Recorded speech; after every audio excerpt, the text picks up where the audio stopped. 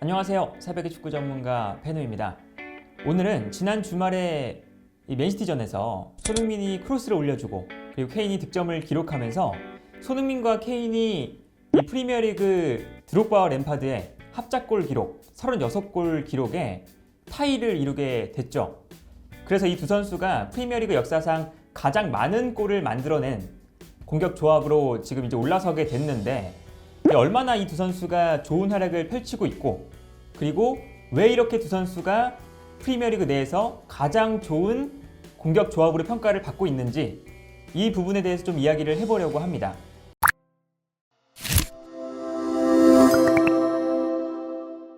일단 두 선수가 이번 시즌까지 7번째 시즌을 같이 뛰고 있는데, 7번째 시즌 동안 177경기에서 36골을 합작하고 있어요. 그런데 드록바와 램파드 이 두 선수의 기록과 비교를 해보면 8시즌 동안 198경기에서 36골을 합작했었거든요. 램파드와 드록바의 기록보다 손흥민과 케인의 조합이 훨씬 더 빠르게 이 36골이라는 득점을 만들어냈다 라고 볼 수가 있겠고, 그만큼 이 손흥민과 케인이 프리미어리그 역사상 가장 위력적인 공격 조합이다, 이렇게 평가받을 수밖에 없는 기록이라고 할 수가 있겠습니다.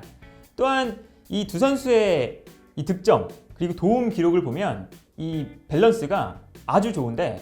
이 36골을 합작할 동안 손흥민 선수가 17골을 넣었고 19개의 도움을 케인한테 기록을 했습니다. 반대로 말하면 이제 케인이 손흥민의 도움을 받아서 19골을 넣었고, 그리고 손흥민에게 17번 도움을 주었다, 이렇게 볼 수가 있겠는데, 보통 이제 우리가 공격 조합이라고 하면 한 선수가 득점을 만들어주는 조력자의 역할을 하고, 그리고 다른 한 선수는 득점을 기록하는 득점자의 역할을 하는데, 이 손흥민과 케인은 득점과 도움의 기록이 거의 엇비슷하죠. 그런데 사실은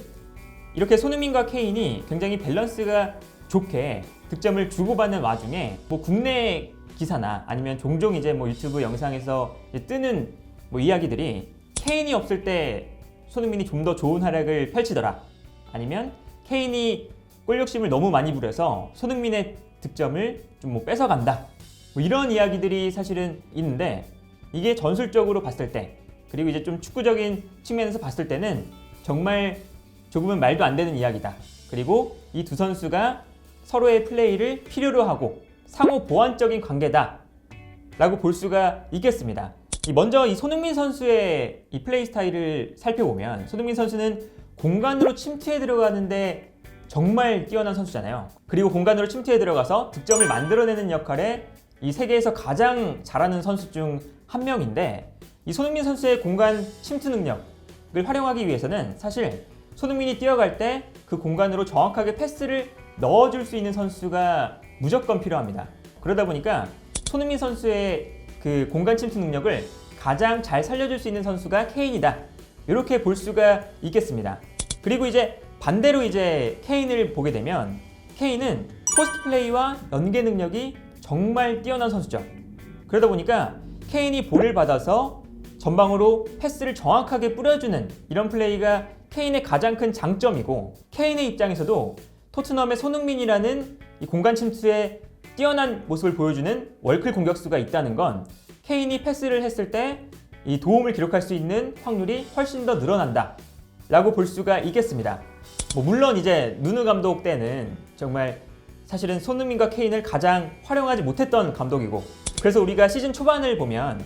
이 누누 감독이 케인에게 손흥민에게 패스를 해라 하면서 왼쪽 측면에 케인을 배치하고, 그리고 손흥민에게는 전방에서 침투를 해라 하면서 손흥민을 3톱의 중앙에 두면서 이 케인이 왼쪽, 손흥민이 중앙에 두는 이런 정말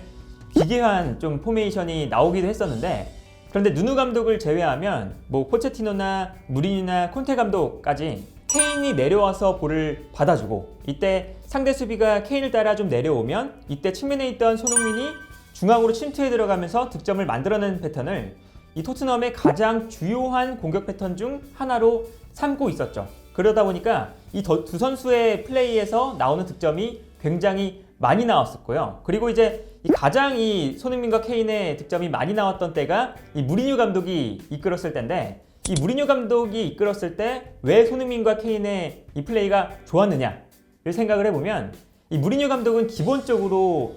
선수비, 후역습 패턴이다 보니까 수비 라인이 아주 낮았죠.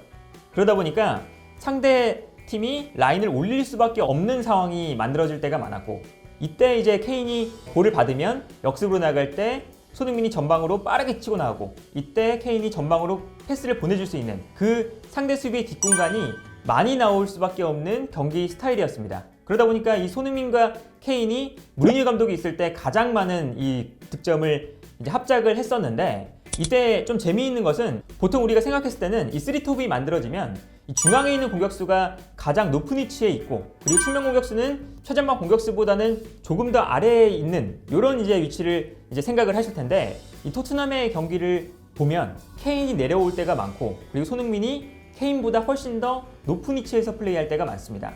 그래서 자료를 살펴봐도 패스맵을 보면 손흥민 선수가 케인보다 훨씬 더 높은 위치에서 플레이할 때가 훨씬 더 많고요. 그리고 손흥민이 기본적으로 이 토트넘 전체 선수들 중에서 가장 높은 위치에서 플레이할 때가 많습니다. 이러한 기록들을 보면 이 손흥민과 케인을 이 앞선 감독들이 어떻게 사용을 했느냐를 알 수 있는 부분이라고 할 수가 있겠고요. 당장 지난 이 맨시티전만 봐도 이 손흥민과 케인의 장점이 잘 어우러지는 이런 장면들을 자주 볼 수가 있었는데, 특히 첫 번째 득점 장면을 봤을 때 맨시티가 이 토트넘을 강하게 압박하기 위해서 라인을 높게 올리는 팀이었고, 이때 토트넘이 공격을 전개하는 상황에서 케인이 볼을 잡자마자 손흥민이 측면에서 전방으로 달려나가는 모습을 볼 수가 있습니다. 그리고 이때 케인이 볼을 잡지 않고 한 번에 원터치로 손흥민에게 패스를 보내주다 보니까 맨시티가 이 손흥민의 공간 침투, 그리고 케인의 패스에 대한 타이밍을 읽지 못하면서 한 번에 이 맨시티의 뒷공간이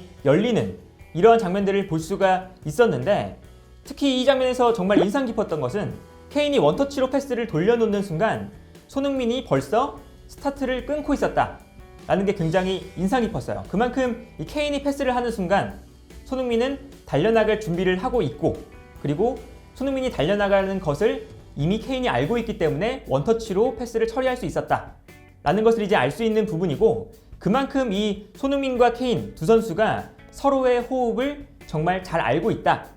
라고 할 수 있는 장면이 아닐까 합니다. 그리고 이렇게 두 선수가 서로의 장점을 살려줄 수 있는 플레이도 잘하지만, 또 다르게 좀 생각을 해보면 서로의 단점을 보완해줄 수 있는 플레이를 할 수 있다 라는 것도 이 두 선수가 정말 좋은 공격 조합이다 라고 평가받는 부분 중 하나라고 할 수가 있겠는데, 먼저 손흥민 선수의 이제 플레이를 보면 손흥민 선수는 공간 침투하는데 굉장히 뛰어난 모습을 보여주지만, 손흥민 선수가 케인이 없을 때 최전방 공격수 자리에 배치되면 최전방에서 수비수를 등지고 볼을 받는 부분, 이러한 부분들이 좀 부족하기 때문에 상대 수비가 좀 밀집 수비를 했을 때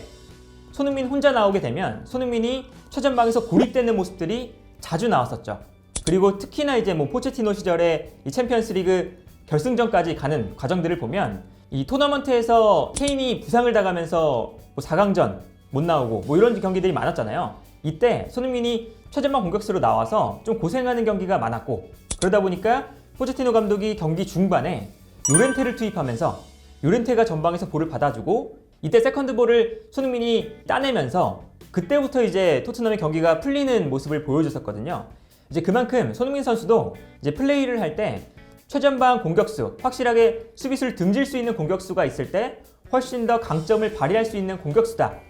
라고 할 수가 있겠습니다. 그래서 경기 장면을 좀 비교를 해보면 이러한 특징을 알 수가 있겠는데, 이 손흥민 선수가 이 케인이 없을 때 혼자 나온 경기들을 보면 상대 수비가 이렇게 페널티 에어리어 근처에서 빽빽하게 밀집해 있을 때는 손흥민 선수가 굉장히 외롭게 수비 라인 사이에서 고립되는 장면들을 볼 수가 있었고요. 반면에 이제 케인이 나올 때는 케인이 전방에 배치되기 때문에 케인이 볼을 받아주고, 이때 케인이 떨어뜨려주는 세컨드 볼을 손흥민이 빠르게 달려와서 볼을 받아주는 이러한 장면들을 볼 수가 있었습니다. 반면에 이제 케인의 플레이를 살펴보면 케인은 손흥민이 없을 때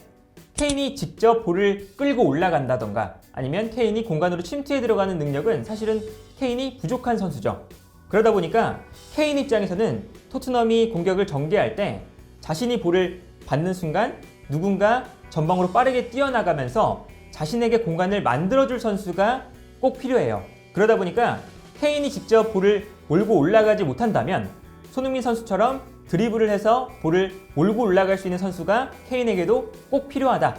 이렇게 볼 수가 있겠는데 이러한 장면도 사실은 지난 맨시티전에서도 정확하게 나타났던 장면입니다. 특히 이 손흥민 선수가 어시스트를 기록하고 그리고 케인이 득점을 기록했던 이 장면에서 이러한 특징들이 나타났었는데 이 장면에서는 케인이 볼을 받는 순간 손흥민 선수가 전방으로 뛰어나가는 모습을 볼 수가 있고 이때 케인이 손흥민에게 한 번의 패스를 보내주는 장면이죠. 그리고 이 다음 장면을 보면 손흥민 선수가 전방으로 뛰어나가면서 볼을 잡았을 때 이 맨시티의 수비수들이 손흥민 선수에게 시선이 쏠려 있기 때문에 이때 이제 공간이 발생하면 케인이 뒤에 있다가 전방으로 침투해 들어가면서 좋은 공간으로 침투할 수 있는 상황이 만들어지게 됩니다. 그리고 이 장면에서 손흥민이 케인에게 패스를 보내주고 케인이 득점하는 장면까지 나왔었는데 이제 그만큼 이 손흥민 입장에서는 자신이 못하는 버텨주는 플레이를 케인이 해줄 수가 있고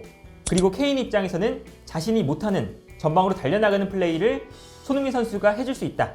라는 점에서 이 손흥민과 케인 두 선수는 자신들이 못하는 플레이를 상대방 선수가 해줄 수 있기 때문에 더 좋은 시너지 효과를 만들어낼 수 있다 이렇게 좀 볼 수가 있겠습니다. 그래서 오늘 이야기를 정리해보면 손흥민과 케인은 두 선수의 장점을 서로가 살려줄 수 있고 동시에 두 선수의 단점을 서로가 보완해줄 수 있는 능력을 가지고 있기 때문에 두 선수는 정말 상호 보완적인 관계다 이렇게 정리를 할 수가 있겠는데 이번 시즌에는 이 드록바와 램파드의 36골 기록을 갱신할 가능성이 크지만 언제까지 이제 케인과 손흥민의 조합이 이루어질지는 아직 모르는 상황이거든요. 하지만 이 두 선수의 이 공격 조합, 이 플레이는 역사상 이 프리미어리그 내에서 가장 좋은 공격 조합으로 이 역사에 남을 것이다. 이렇게 볼 수 있지 않을까 합니다.